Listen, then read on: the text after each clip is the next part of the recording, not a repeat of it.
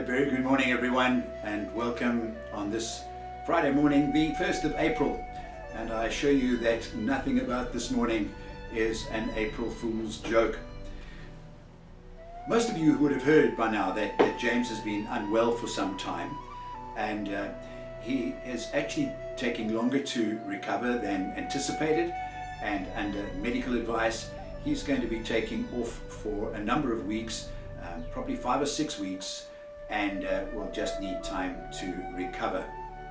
But alongside of that, I need to also make the announcement this morning, and that is that today will be the last of these daily devotions.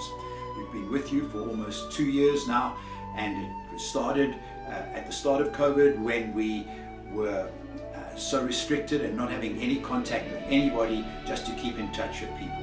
Things have now changed, things have eased up, and so we are going to be drawing these devotions to an end, and will no longer be being edited on, published online.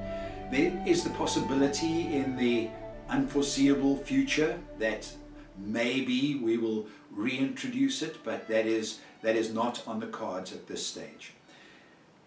But this morning we do reach the end, and we also reach the end of chapter 1 of Paul's letter to the Philippians, where we've been working through verse by verse, or at least concept by concept. And in these last 2 verses, he deals with the last of the 4 words that I told you about 2 days ago. Those 4 words, 4 big words in the Christian life, 4 difficult words in many ways. Those 4 words are fear and opposition and destruction. And this morning we reach the last of those 4, and that word is suffering. And so we read Paul writing in verse 29 of Philippians chapter 1. For it has been granted to you on behalf of Christ not only to believe on him, but also to suffer for him. Since you are going through the same trial you saw I had, and now hear that I still have. This issue of suffering is raised. And some of the translations say you have been given the privilege of not only believing in the Lord Jesus, but also of suffering for him. It's not unusual or strange. That's what we need to hear from this verse, that it's not unusual or strange for Christians to suffer. In fact, there are only 2 of the New Testament letters that don't touch on this matter of suffering of the believer in one form or another. It's not, if you are finding yourself suffering in whatever way, you are not alone. And there's no easy solution to suffering.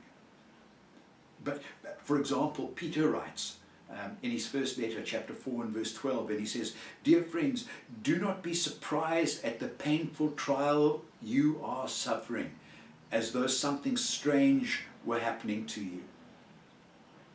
Suffering is a usual part of the Christian life. In fact, we need to just really celebrate those times when we are not going through some struggle or another. As Paul writes here, it's that struggle that you saw I had when I was with you, he's talking about here. And you know that when he first went to the church in Philippi, he ended up being beaten and then thrown into prison. And he said, you saw that. You saw the suffering that I had. And now he's in prison again, and he says, and you hear that I still have, the struggle that I still have. Struggling is not unusual. In fact, it almost appears as if struggling is inevitable in the life of the believer.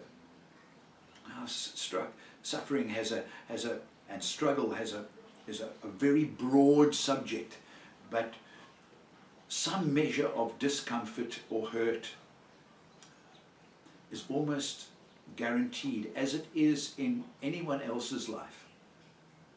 So it is also in the life of a believer. There was a time some decades back when people were told that if they were suffering as Christians, then they were out of God's will. Nothing could be further from the truth. The Apostle Paul says, it has been granted to you not only to believe on him, but also to suffer for him.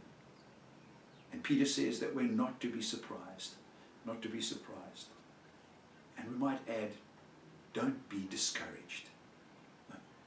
Now, there's no easy solution, but this morning I want to suggest that if you are finding that you are going through a struggle, through suffering of one form or another, the first thing to do is to be honest with God, to tell him that you find that this hurts, to tell him that whatever it is, that it is painful.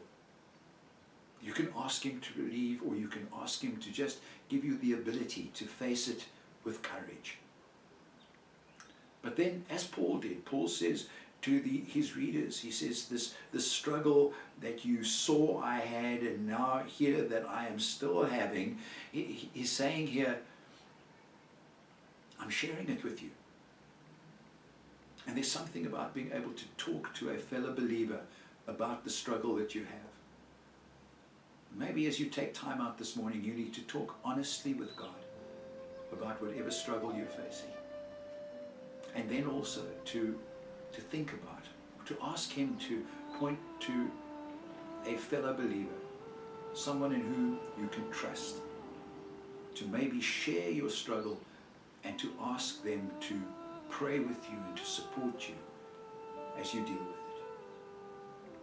So, my brother and sister, I trust that somehow, despite whatever struggle you may be going through, whatever suffering you may be experiencing, that somehow you will find courage and relief and closeness to God through it all. May that be your experience, and God bless you through it.